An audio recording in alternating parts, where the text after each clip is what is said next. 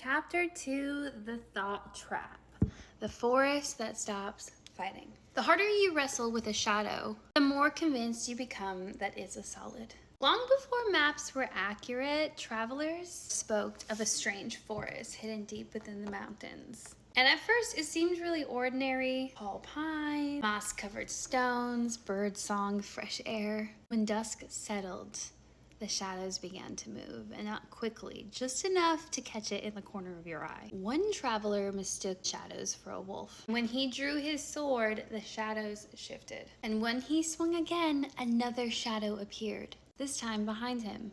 He swung again, another shadow. He swung again, another. He was fighting shadows from every direction. By morning, he was exhausted, bleeding from the branches and the thorns, and he stumbled his way out of the forest. An old woman waiting on the edge asked, "What happened to you?" "The forest attacked me." She looked at the scratches on his hands, broken branches behind him, the bent sword. Then she smiled kindly and said, "No, the forest never fought you. It simply reflected every movement you made." And the traveler didn't understand, so the old woman brought him back to the forest. And again, the shadows appeared. Again, they shifted. But this time, she lowered her walking staff, and she simply stood still.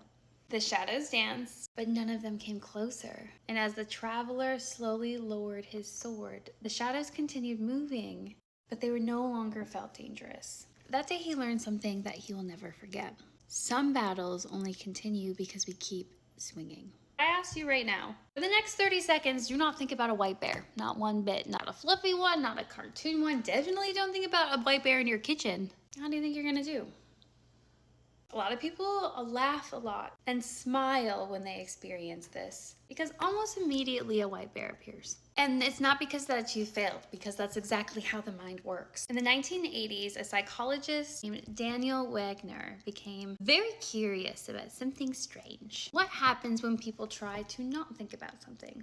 He asked participants to stop thinking about a white bear, avoid it altogether. And whenever the thought appeared, they rang a bell. They found that the harder that he tried not to think about it, the more it appeared. We call it the white bear effect or the rebound effect. Mind is simply checking to see if the thought is gone. And ironically, by checking to see if the thought has gone, has brought the thought into attention awareness. Brings the thought back. A trap. It's not like trying to hold a beach ball underwater. The more you push it, it's easy at first, but the more you push and you push and you push, the force will eventually make its way out. Thoughts kind of behave the same way. The more desperately you try to suppress them, the more energy we're giving them. So when an uncomfortable thought appears, our brain will often respond with one goal: get rid of it. Distract ourselves. We'll analyze it, argue with it, seek reassurance, Google, replay the conversations. We review all the evidence possible. And at first it feels really helpful, doesn't it? Sometimes we even get a little bit of relief, and the brain will quickly learn this thought must have been dangerous.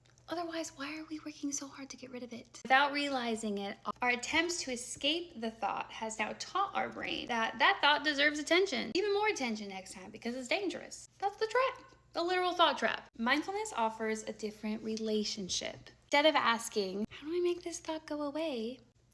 We ask, what if we stop wrestling with it? That doesn't mean that you like the thought. That doesn't mean you accept it. It doesn't mean you agree with it or invite it to stay. It simply means that you are no longer treating every uncomfortable thought as an emergency.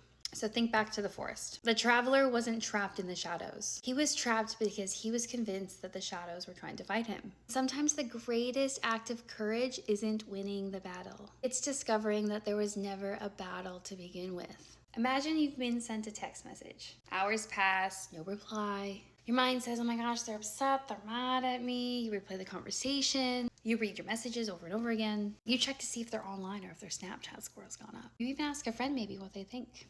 Action briefly lowers your anxiety, but only briefly. The next unanswered message becomes even harder to tolerate. So maybe you're lying in bed, a strange thought appears. I hope I locked the door.